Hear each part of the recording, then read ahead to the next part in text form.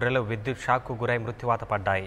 ఈదురుగాలులతో కూడిన వర్షంతో పలు చోట్ల స్తంభాలు, విద్యుత్ తీగలు తెగపడగా పలు చోట్ల ఆస్తి నష్టం సంభవించింది. స్థానిక నాయకులు 10,000 రూపాయల ఆర్థిక సహాయం అందజేశారు. గొర్రెల బాధితుడి కుటుంబాన్ని ప్రభుత్వం ఆదుకోవాలని కోరారు.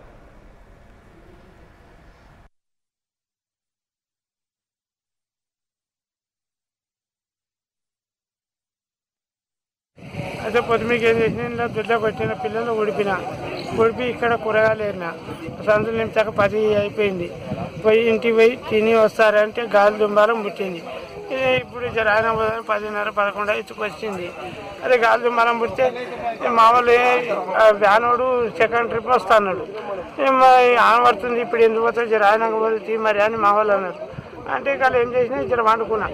ఆ పిల్లగాడు 1:20కి ఫోన్ చేసిండు, వచ్చిండు. నేను వస్తాకలే ఇక్కడ వస్తాకలే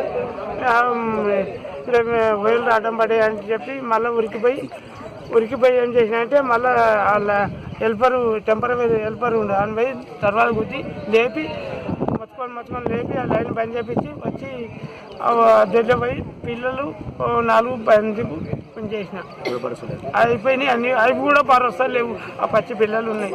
ఎన్ని గొర్రెలు ఎంత నష్టం? మొత్తం 83 ఆసరు ఉంటాయి. 83 ఉంటాయి. పిల్లలు కాక ఇంకా పిల్లలు కావు. ఇవి ఇప్పటివరకు ఉన్న అప్డేట్స్. తిరిగి మరో బులెటిన్లో మళ్ళీ కలుద్దాం. అంతవరకు